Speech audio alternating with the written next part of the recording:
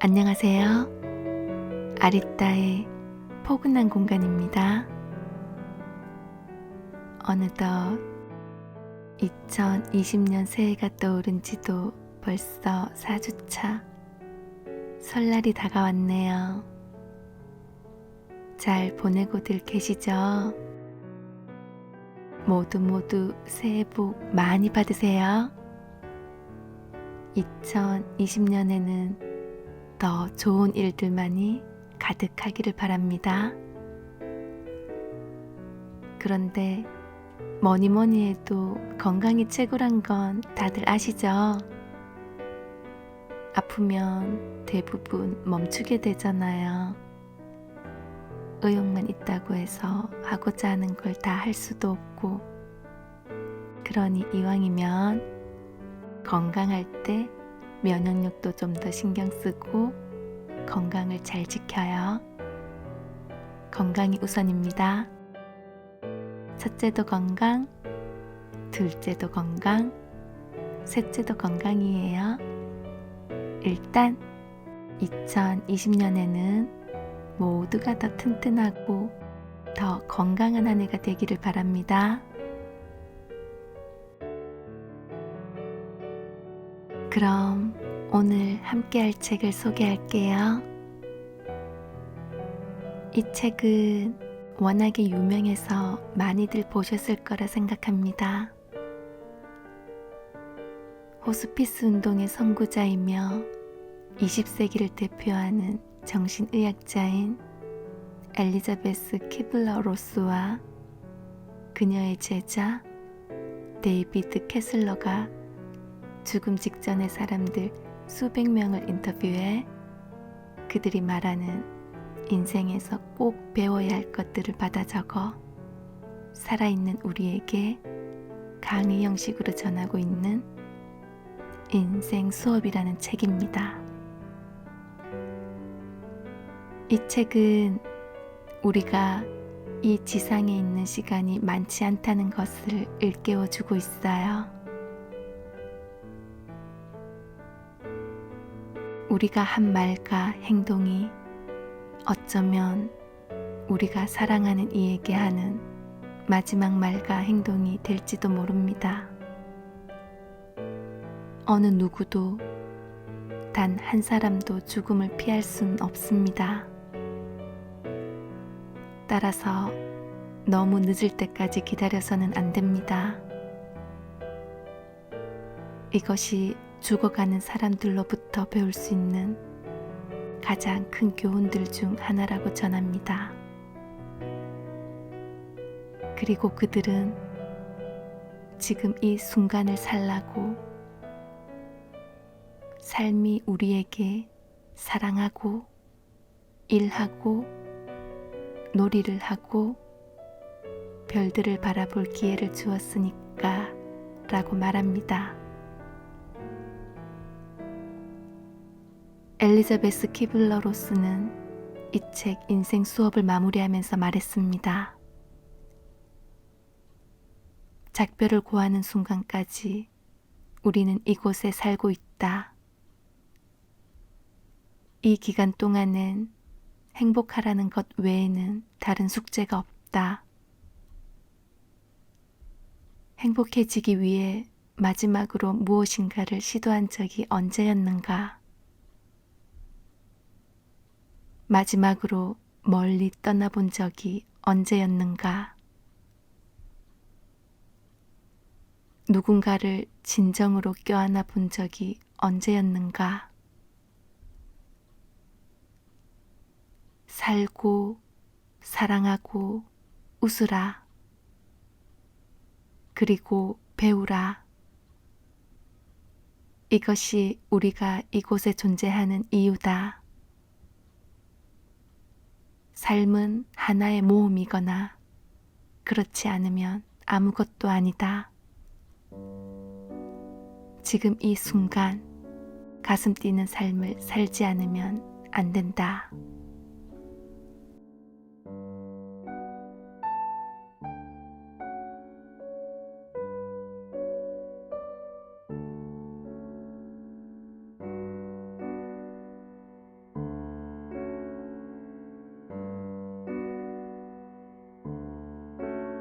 마지막 부분을 먼저 전하고 내용 들어가겠습니다. 오늘도 끝까지 편안하게 들어주세요. 260페이지입니다.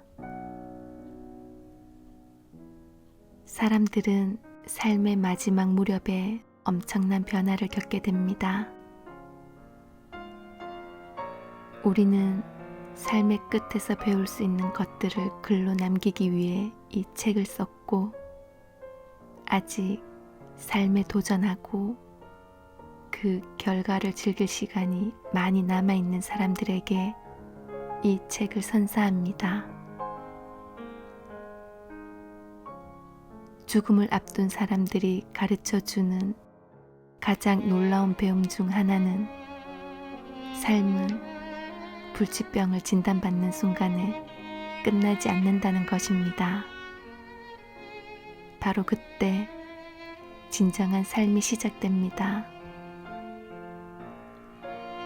당신은 죽음의 실체를 인정하는 순간 삶이라는 실체도 인정해야만 하기 때문입니다.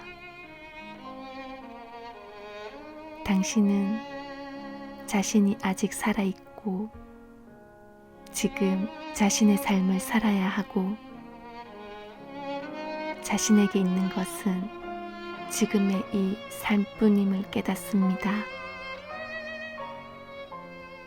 죽음을 앞둔 사람들이 우리에게 가르쳐주는 가장 중요한 교훈은 모든 날들을 최대한으로 살라는 것입니다.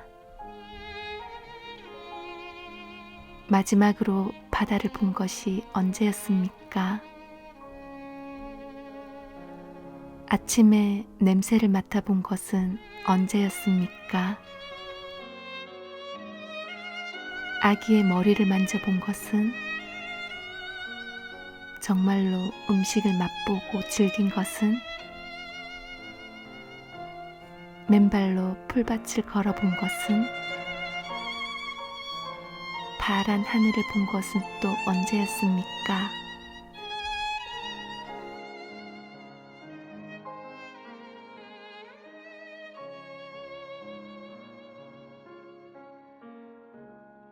이것은 다시 얻지 못할지도 모르는 경험들입니다. 우리 모두 그것을 알고 있습니다. 죽음을 앞둔 사람들이 한 번만 더 별을 보고 싶다고, 바다를 보고 싶다고 말하는 것을 들으면 언제나 정신이 번쩍 듭니다. 많은 사람들이 바다 가까이 살지만 바다를 볼 시간이 없습니다. 우리 모두 별 아래에 살지만 가끔이라도 하늘을 올려다 보나요? 삶을 진정으로 만지고 맛보고 있나요? 평범한 것 속에서 특별한 것을 보고 느끼나요? 아이가 태어날 때마다 신은 세상을 존속시키기로 결정한다는 말이 있습니다. 마찬가지로 눈을 뜨는 매일 아침, 당신은 살아갈 수 있는 또 다른 하루를 선물 받은 것입니다.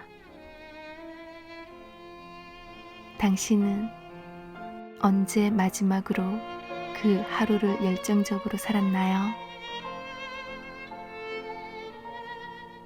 이번 생과 같은 생을 또 얻지는 못합니다. 당신은 이 생에서처럼 이런 방식으로, 이런 환경에서, 이런 부모, 아이들, 가족과 또다시 세상을 경험하지는 못합니다. 당신은 결코 다시 이런 친구들을 만나지 못할 것입니다.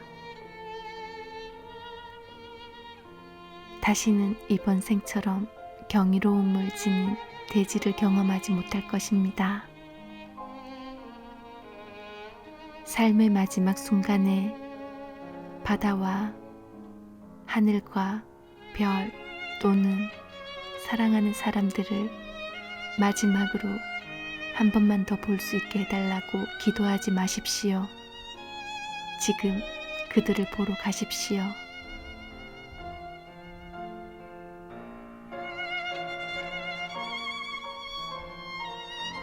삶의 마지막 순간에 바다와 하늘과 별 또는 사랑하는 사람들을 마지막으로 한 번만 더 볼 수 있게 해달라고 기도하지 마십시오. 지금 그들을 보러 가십시오.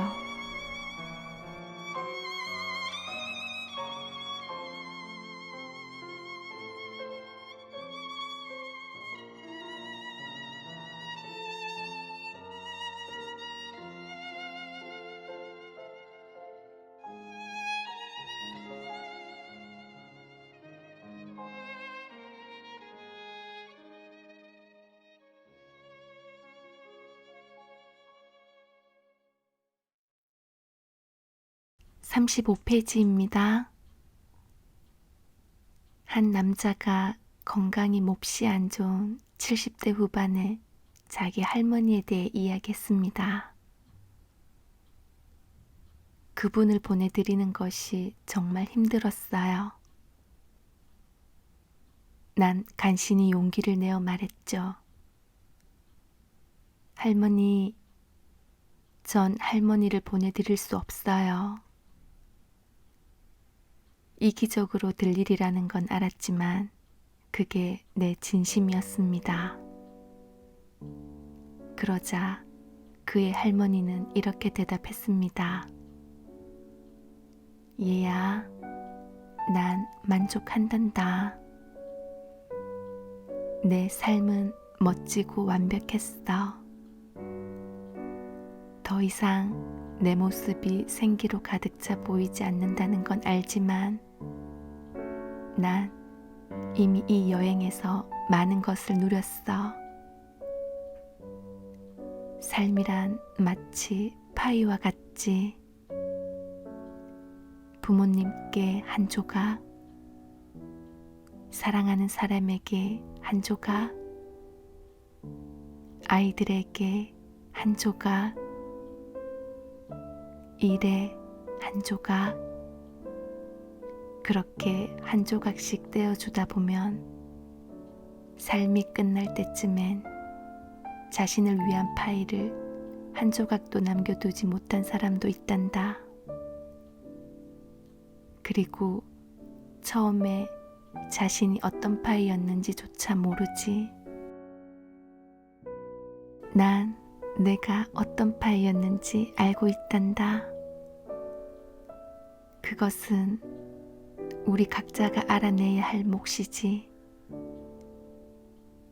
난 이제 내가 누구인지 알면서 이 생을 떠날 수 있단다.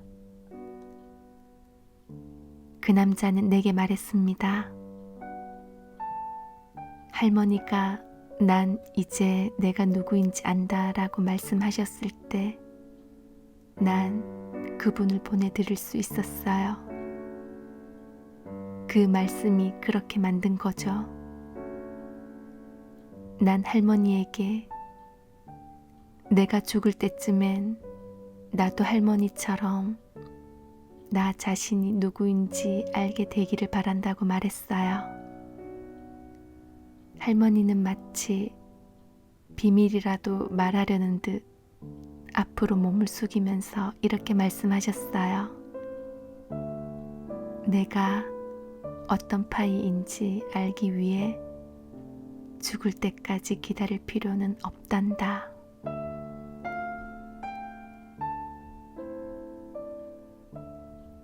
내가 어떤 파이인지 알기 위해 죽을 때까지 기다릴 필요는 없단다.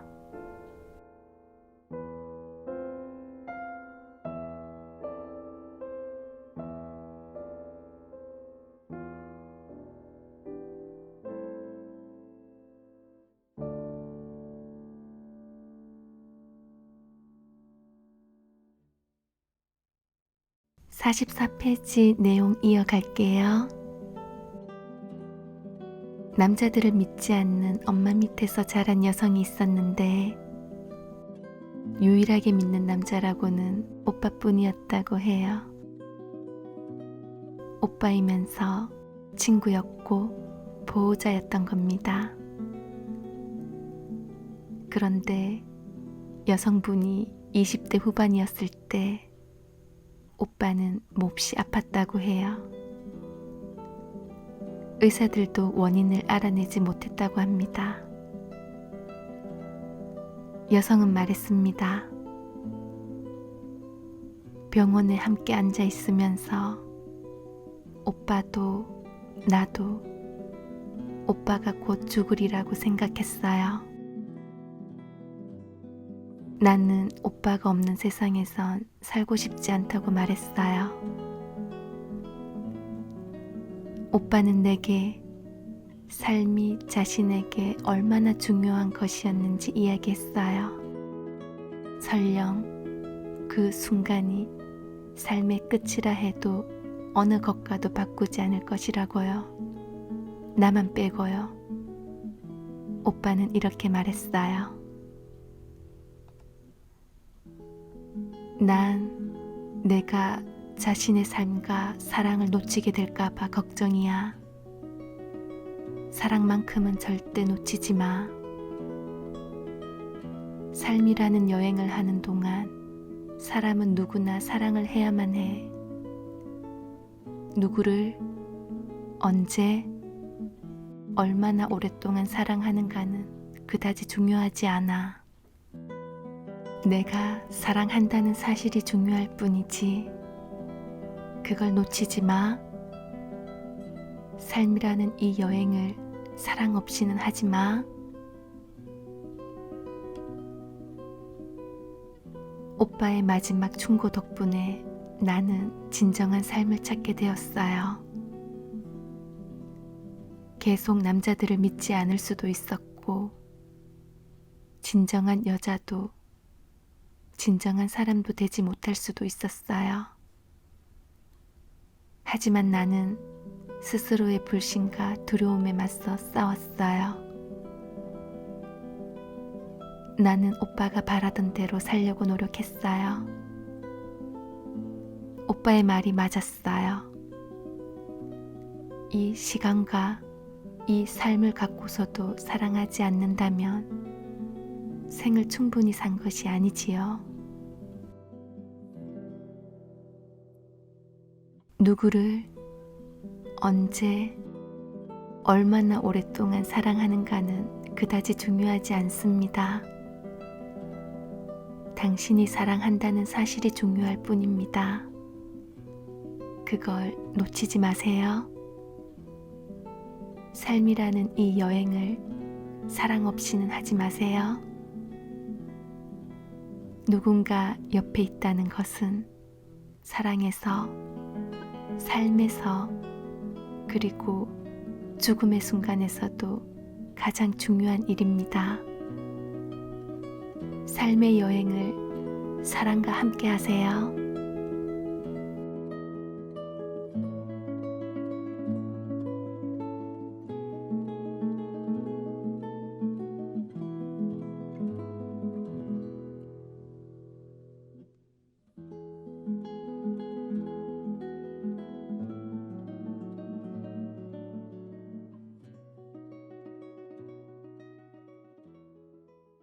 (46페이지입니다)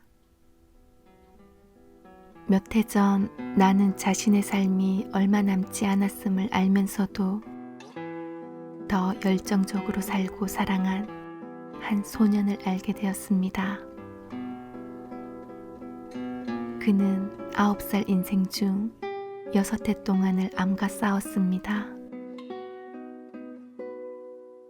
나는 병원에서 그를 한번 보고는 그가 그 싸움을 끝냈다는 것을 알았습니다. 죽음이라는 현실을 받아들인 것입니다. 그가 퇴원하는 날 나는 작별 인사를 하러 들렀습니다. 그는 뜻밖에도 나에게 집에 같이 가자고 청했습니다. 내가 시계를 훔쳐보며 망설이자 그는 오래 걸리지 않을 거라고 했습니다. 그래서 우리는 그의 집 앞 도로에 차를 세웠습니다. 소녀는 아버지에게 3년 동안 버려둔 채 차고에 세워져 있던 자신의 자전거를 꺼내달라고 부탁했습니다. 그의 가장 큰 소원은 자전거를 타고 동네를 한 바퀴 돌아보는 것이었지만 그때까지는 그렇게 할 수 없었던 것입니다. 그는 아버지에게 자전거에 보조바퀴를 달아달라고 부탁했습니다. 어린 소년이 그 말을 하기까지는 큰 용기가 필요했을 것입니다. 또래들이 앞바퀴를 들고 뒷바퀴만으로 달리거나 자전거로 온갖 재주를 부릴 때 자전거에 보조바퀴를 달고 타는 모습을 보이는 것은 아이에겐 창피한 일이었습니다. 아버지는 눈물을 글썽이며 아이의 부탁을 들어주었습니다. 그러고 나서 소녀는 나를 향해 말했습니다. 아주머니는 엄마를 붙잡아 주세요. 엄마들이란 다 그렇습니다. 항상 자식을 보호하고 싶어 합니다. 엄마는 소년이 동네를 한 바퀴 돌 동안 계속 아이를 잡아주고 싶어 했습니다. 하지만 그것은 아이의 위대한 승리를 빼앗는 일이고 엄마도 그것을 이해했습니다.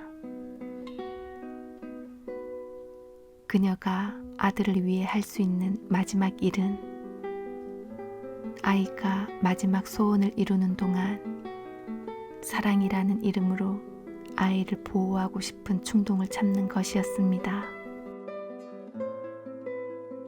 우리는 아이가 자전거를 타고 달리는 동안 기다렸습니다.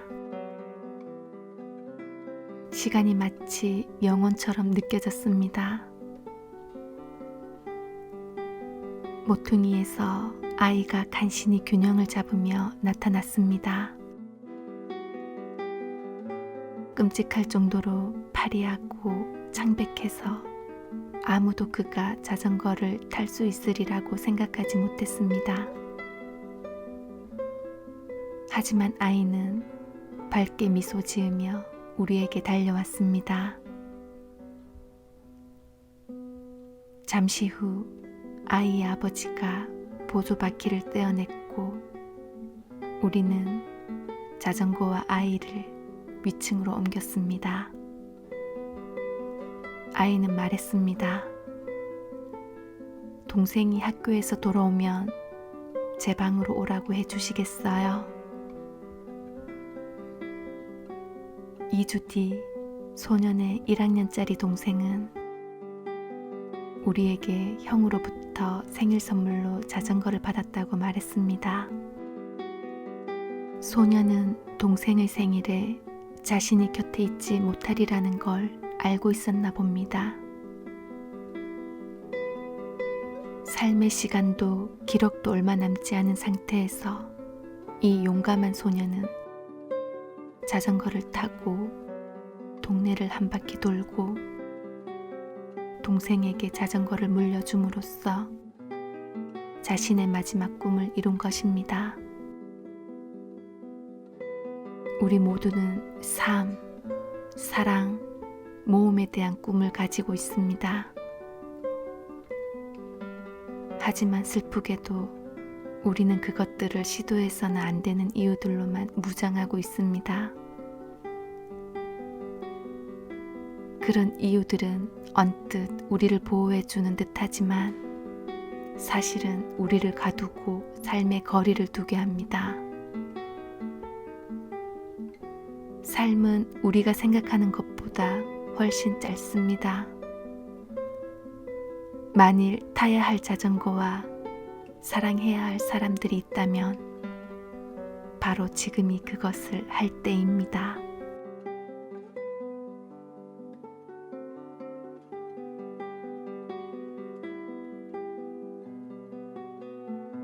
삶은 우리가 생각하는 것보다 훨씬 짧습니다. 만일 타야 할 자전거와 사랑해야 할 사람들이 있다면 바로 지금이 그것을 할 때입니다.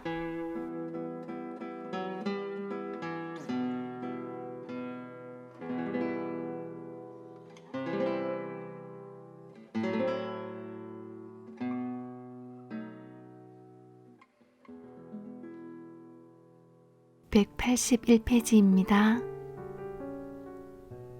어느 날 병원에 입원해 있는 79세의 로레인을 찾아갔습니다. 얼마 전 그녀는 림프종 진단을 받았습니다. 팔찌를 찬 백발의 그녀는 침대에 앉아 가족과 이야기를 나누고 있었습니다. 음울한 분위기였지만 그녀의 단란한 가족 모임을 방해하는 기분이 들었습니다.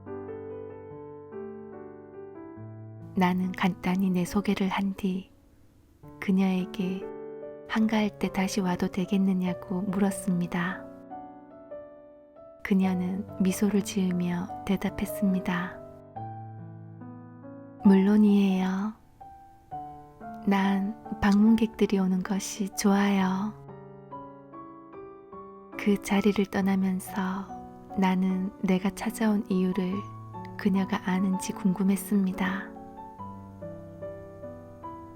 그러나 그녀는 무슨 일이 일어나고 있는지 훤히 꿰뚫어 보고 있었습니다. 그녀는 자신이 암에 걸렸다는 사실을 알고 있었습니다. 다음 날 내가 다시 찾아갔을 때 로레인은 방에서 혼자 라디오를 켜놓고 마치 17세 소녀처럼 열정적으로 춤을 추고 있었습니다. 그녀를 보면서 나는 이 장면에 딱 들어맞는 표현을 생각해냈습니다.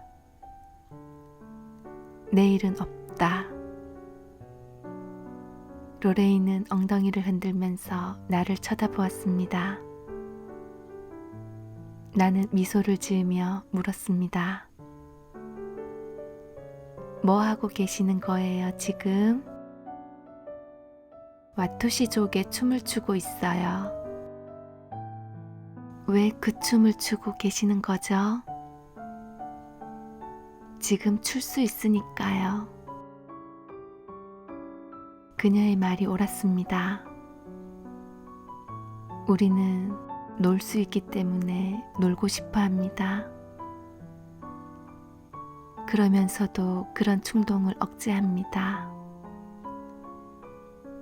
다행히도 로레인은 스스로 노는 방법을 알고 있었습니다. 끔찍한 병과 싸우면서도 죽음은 놀이의 필요성을 아주 분명하게 보여줍니다. 죽음을 앞둔 사람들이 사랑하는 사람들과 대화를 나누는 것을 듣다 보면 삶의 마지막에 이르면 즐겁게 지낸 놀이의 순간들이 중요한 의미를 갖게 됨을 알 수 있습니다. 그들은 이렇게 말합니다. 시골에서 자전거를 타던 거 기억하니? 바닷가에 간 일 기억나? 그들은 아이들과 공원에 놀러 간 일요일과 자신들의 아이가 지었던 우스꽝스러운 표정들을 회상합니다. 놀이가 왜 배움이 되는가라는 물음에 대한 대답은 죽음을 앞둔 사람들의 후회에서 찾을 수 있습니다.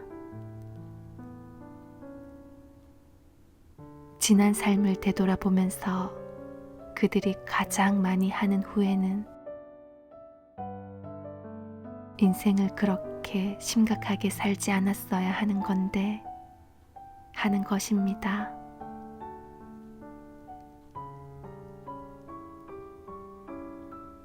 지난 삶을 되돌아보면서 그들이 가장 많이 하는 후회는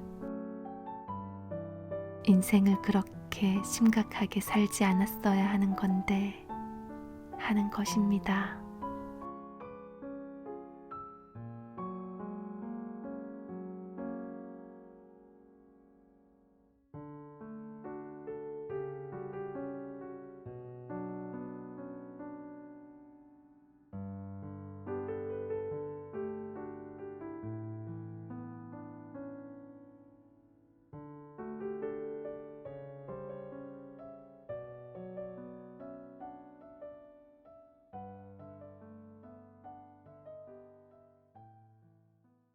괜찮은 문장 몇 편 함께 할게요. 208페이지입니다. 상황을 바꿀 수 없다고 해서 최악이라고 여기지는 말아야 합니다. 일이 일어나고 전개되는 과정을 신뢰해야 합니다. 세상에서 일어나는 기적적인 일들은 대부분 우리의 도움이나 간섭, 지원 없이도 일어납니다. 우리의 도움이 필요하다는 것은 단지 우리의 생각일 뿐입니다. 우리는 몸속 세포에게 분열하라고 말할 필요가 없고 상처에게 치료되라고 말할 필요도 없습니다. 이 세상에는 눈에 보이지 않는 힘이 있습니다. 우리가 알아차리거나 보지 못하더라도 모든 일이 좋은 쪽으로 움직이고 있음을 신뢰하는 것. 인내심을 갖는다는 것은 바로 신뢰하는 마음을 갖는 것입니다. 신뢰하는 마음과 함께라면 당신은 어떤 일도 목적 없이 일어나지 않는다는 것을 기억할 것입니다. 삶의 종착점에 있는 사람들은 자신이 겪은 나쁜 경험조차도 후회하지 않습니다. 자신에게 일어난 모든 일들로부터 배움을 얻었기 때문입니다.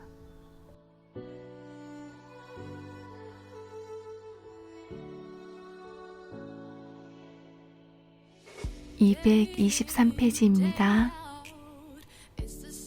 무엇인가 바꿔야 하고 당신에게 그것을 바꿀 힘이 있다면 그렇게 해야 합니다.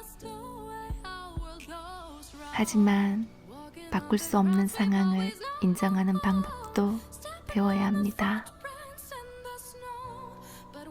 거센 파도에 대항해 배에 고이는 물을 퍼내는 것 같은 느낌이 들 때, 싸우면서 두려움을 느낄 때가 바로 그런 때입니다. 현실을 인정하고 항복해야 하는 때가 바로 그런 때입니다. 그렇지 않으면 싸움이 우리를 소모시킵니다. 평화를 느끼지 못한다면 삶에 순응할 때입니다. 인생이 마음먹은 대로 풀리지 않는다면 받아들일 때입니다. 모든 일을 책임져야 한다고 느낀다면 받아들여야 할 때입니다. 바꿀 수 없는 것을 바꾸고 싶다면 순종할 때입니다. 그리고 만일 변화를 선택해야 한다면 정확히 무엇이 달라져야 하는지, 그 이유가 무엇인지 깊이 살펴봐야 합니다.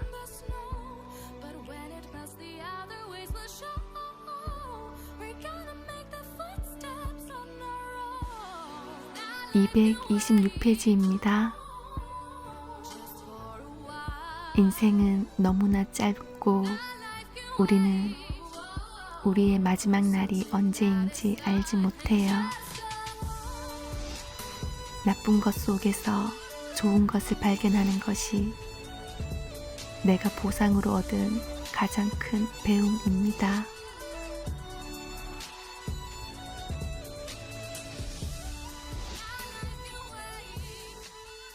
242페이지입니다.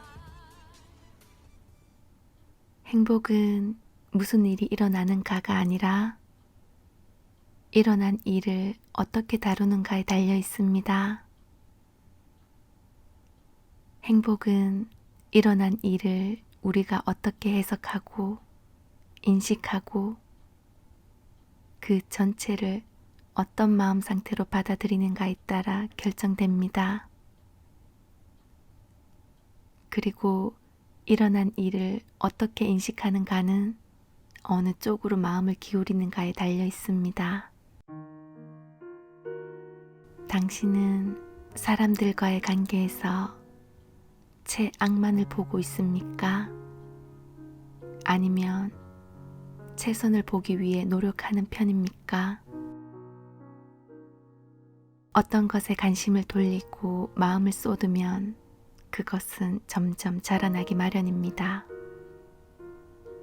따라서 최선이나 최악이 우리의 해석 안에서 그리고 자신 안에서 자라기 시작합니다.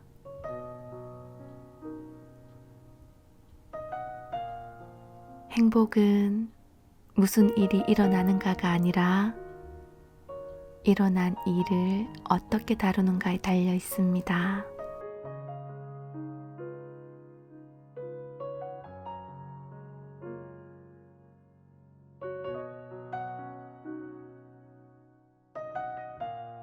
(250페이지입니다) 당신이 하는 행동 중에서 어떤 것이 당신에게 행복을 가져다 주고 어떤 것이 절망을 배달하는지 스스로에게 물어보십시오. 내적으로도 외적으로도 변화를 시도하는 것입니다.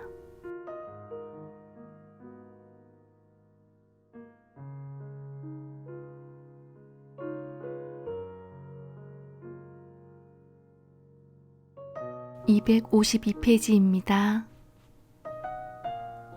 우리는 모두 다른 방식으로 다른 배움을 통해 행복을 발견합니다.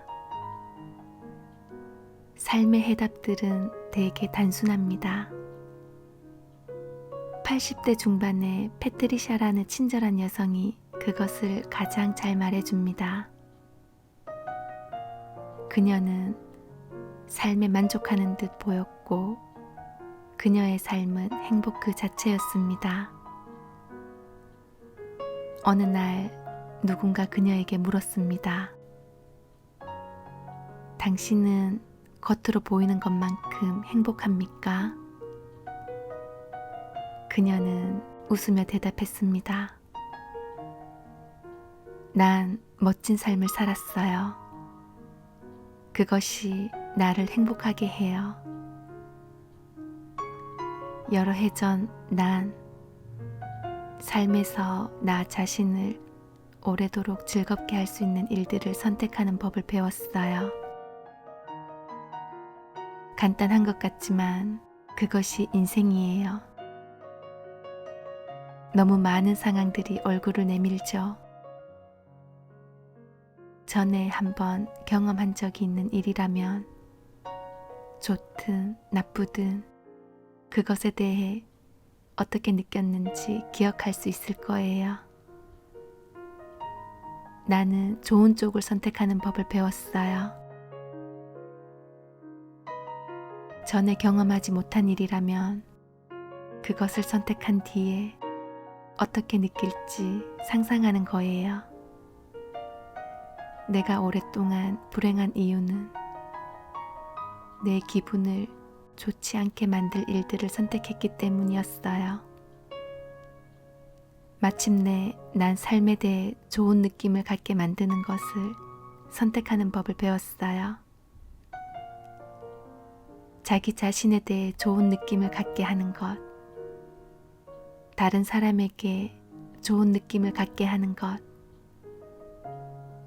스스로 자랑스럽게 여기고 오래 지속될 수 있는 것을 선택하는 겁니다. 그러면 당신은 사랑과 삶과 행복을 선택하게 될 거예요. 그만큼 간단한 거예요.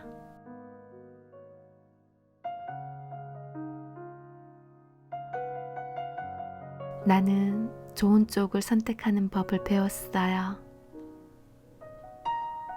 좋은 쪽을 선택하는 거, 무조건 좋은 쪽을 선택하며 삶에 대해 좋은 느낌을 갖는 행복한 2020년이 되기를 바랍니다. 그럼 앞에서 먼저 얘기한 부분을 다시 한번 낭독하면서 마무리하도록 할게요. 오늘도 함께 해주셔서 너무 감사합니다.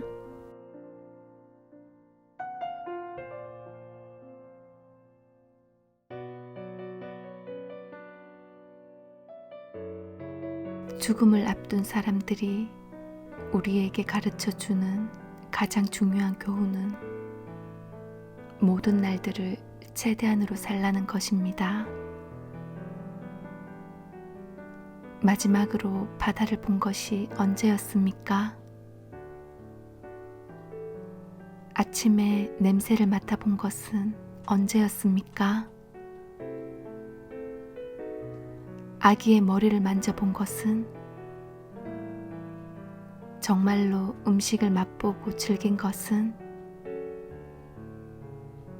맨발로 풀밭을 걸어본 것은 파란 하늘을 본 것은 또 언제였습니까?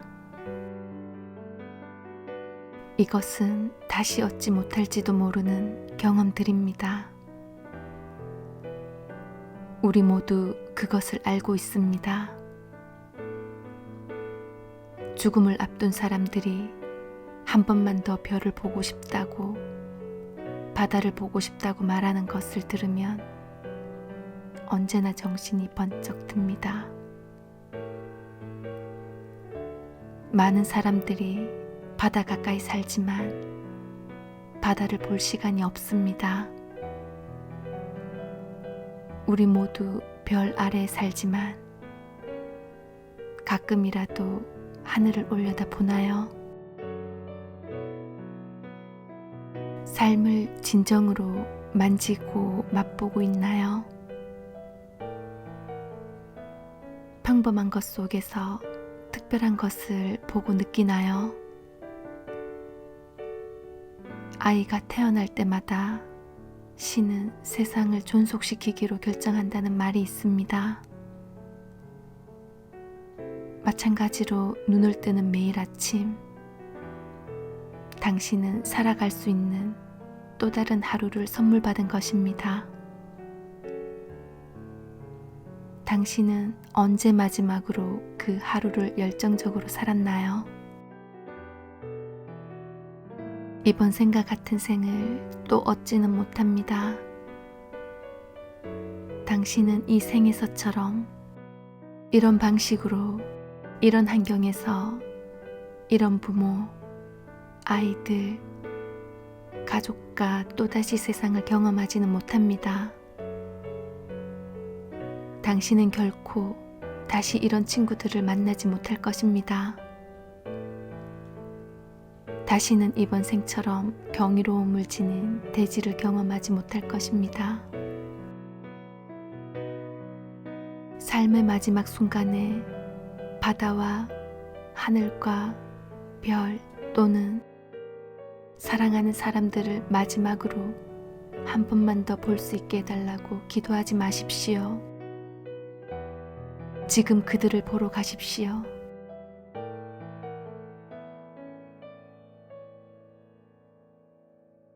삶의 마지막 순간에 바다와 하늘과 별 또는 사랑하는 사람들을 마지막으로 한 번만 더 볼 수 있게 해달라고 기도하지 마십시오. 지금 그들을 보러 가십시오.